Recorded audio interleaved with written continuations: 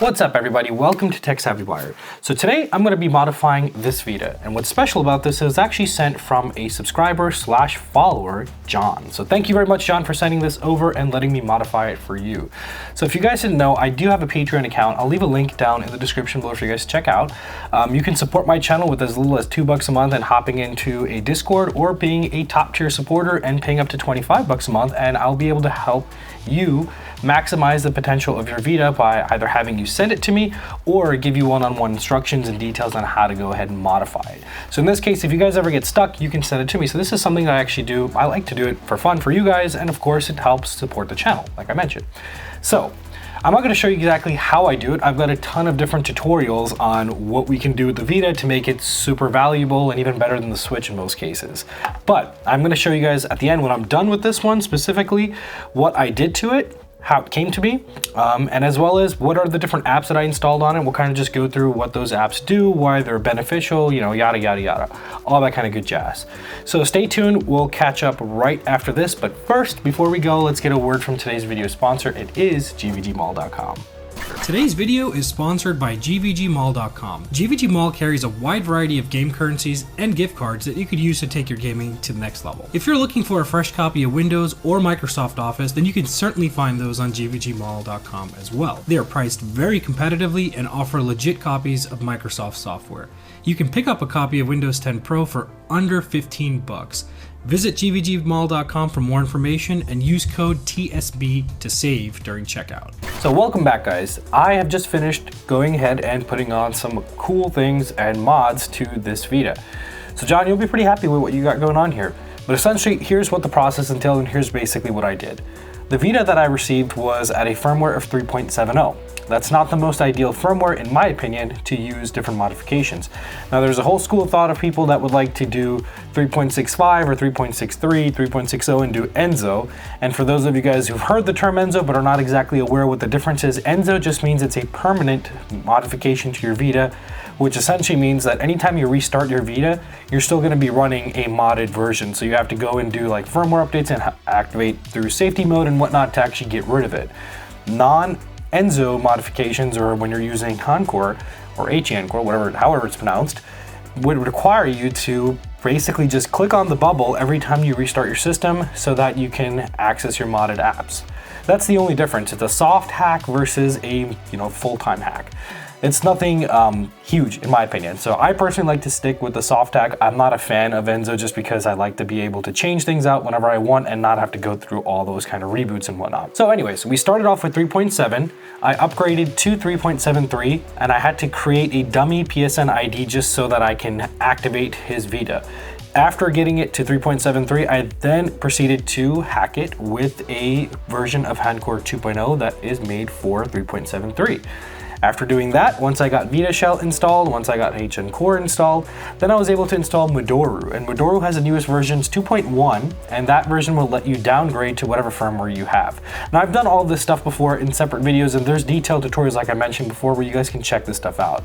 But essentially, once we were on 3.73, I installed Modoru, and then I used that to downgrade back to 3.68. So it's kind of funny. We started at 3.7, went up to 3.73, and then back down to 3.68. The whole reason we had to do that was because PSN only recognizes the latest firmware. So you have to be on 3.73 to actually get the hack to work, because you got to be signed in to PSN for the computer to recognize and all that. It's a big pain in the butt, but if you guys get stuck anywhere, just make sure you have the latest firmware installed, and that way you won't get blocked by PSN from connecting your Vita to your PC. That's the major step that gets annoying. But once we get down to 3.68, now I just basically had to rerun h-encore. I didn't have to do any other major installs to get it to be hacked again. And basically, I've got a fully modified 3.68 version. So the apps that I put on here. Now, obviously, I wanted to get something a little bit nice so John would have good things to play around with in his spare time. So the first thing I went ahead and put on this was Adrenaline. And Adrenaline is essentially a PSP mod for the PS Vita. It runs the PSP firmware so you can play PS1 games and PSP games on your Vita. You can even overclock them to run at higher frame rates and even higher resolution using the PS Vita's hardware. So it's definitely one of my favorite modifications to use on a modded Vita. The next thing we did was go ahead and get his micro SD card setup. So John had sent me the SD2 Vita with a 256 GB card.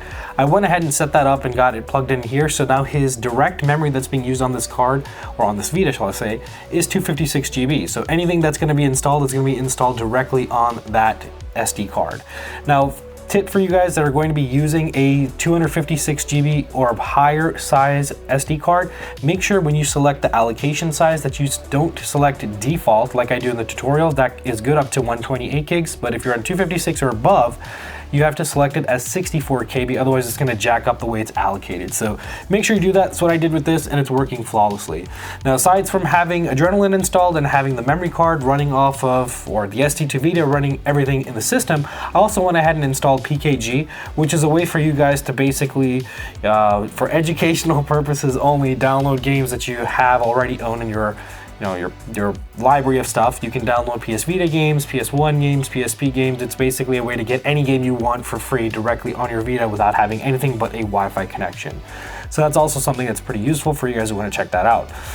Next app I got on here was RetroArch. So RetroArch is basically a nice library of emulators that you can use to run different ROMs of older school generation games. So if you want to play Super Nintendo, Sega Genesis, MAME, some of the old school retro games, you need to have RetroArch. RetroArch is the best, arguably the best emulator system or emulator platform to use for Vita and a number of other devices. You can even use this on your PC. They have it for PSP, they have it for PS2. I mean, it runs on basically everything. Even Android has RetroArch, so there's a lot of things you can run that on. Another couple of things, what else we got on here? So we have Moonlight. Now, Moonlight is a way to stream your gaming PC over to your Vita. Just like you can do PS4 remote play with the Vita, you can actually stream NVIDIA-based computers to this. All you need to have to support that is an NVIDIA graphics card in your computer. So if you're running an AMD card, guys, it's not going to work for you. Moonlight is specific. So I don't even know, John, if you have a gaming computer or not, but I thought I'd just toss it on there in case you did. Be something you can check out. And then the last thing that's on here is Auto Plugin. Now, Auto Plugin is basically a very, very handy thing for all of you guys to have. It basically lets you download and install plugins directly without having to connect it to your computer.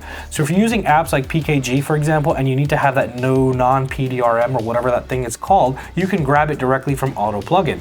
It's also essential to have while you install your SD to Vita. So when you're going to be doing SD to Vita, you're going to get that app anyways, and that's basically what you need to do that. Now, a couple other plugins that I did go ahead and install with Auto Plugin was an overclock one. So, John, you can essentially basically just turn up the overclock on the CPU of the Vita so your games can run faster and smoother, or you can just adjust it however you want. You can look up detailed guides on that online. I don't have one specifically made for that. Just Google it and you'll find it. There's a ton of people on Reddit that talk exactly how it's done.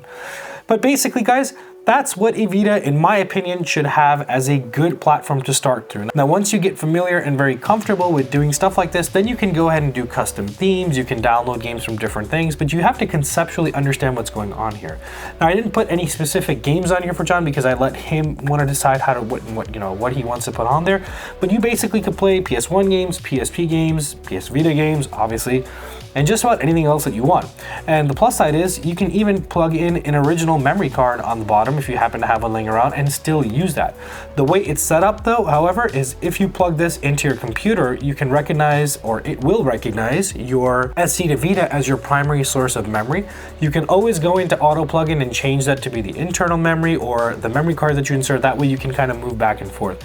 Just remember, if you do that, you have to make sure that they are replicas of each other, which means you have to copy all the data, all the software files and stuff from one card to the other. That way it doesn't get corrupted. That's the corrupt issue you guys always see on different tutorials about SD to Vita. But anyways, guys, I hope you like this. So the whole point of this, again, was to show you that, hey, I actually do this service for you guys if you're interested in getting this kind of stuff done. If you get stuck or if my tutorials don't help you, you can always send it out to me. John took advantage of that, and now he's got a hack Vita. I'm going to be shipping this out hopefully by tomorrow. Well, it's actually Saturday today, so maybe not tomorrow, but I'll get it to you, John, don't worry. Anyways, if you guys enjoy this, let me know in the comment section below. If you guys want to get your Vita taken care of, you can always send it to me. Just hit me up with an email. Make sure you support me on Patreon, guys. It really does help the channel. If you're new to this channel, go ahead and smash that like button, and you might as well subscribe while you're here because I'm always making content related to the Vita and other gaming stuff like you guys can see around me. So hopefully you guys enjoy this, and if not, go ahead and smash that thumbs up. It's all good. But as always, guys, I appreciate you for watching this video and staying through to the end, and I will see you on my next one. Take care and bye-bye.